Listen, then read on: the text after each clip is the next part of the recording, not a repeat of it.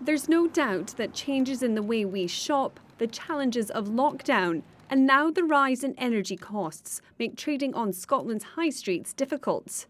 There's not so much. I think it's just all online now, so it's all right, but at times it can be an improvement. I think high streets are dying. New figures from the Scottish Retail Consortium show a 15% drop in people visiting our town and city centres. It's the biggest decrease seen across the whole of the UK. The organisation says it's due to a range of reasons, like a higher number of people working from home north of the border. Footfall remains well down on pre-pandemic times, and that's quite worrying given the lift in energy prices and inflation that we're seeing and continue to see over the coming months.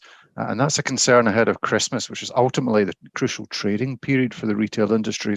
These numbers looked at data from this August compared with the same time 3 years ago. Shopping centres were the worst hit, seeing a 20% drop in those coming through their doors. Earlier this week, the owner of Aberdeen's Bonaccord Centre announced they were going into administration, saying it was facing an unsustainable cash flow and intense competition.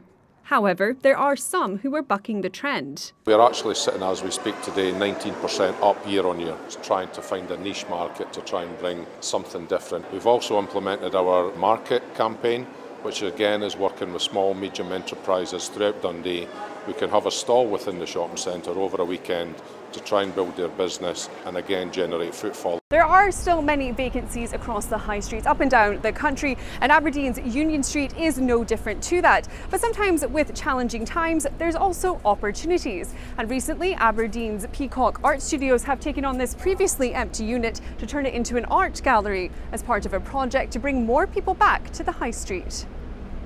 You know, it's great for the making of art, but when you take art out, people do need to see it, and the great message here is everything's made here in Aberdeen. It's not a new movement in any ways. It's a huge chance, you know, to be part of something, a different high street going forward. The Scottish Retail Consortium has put forward 6 recommendations to Holyrood, suggesting ways to help businesses over the coming months. The Scottish Government says they're urgently looking at all options to help within their power.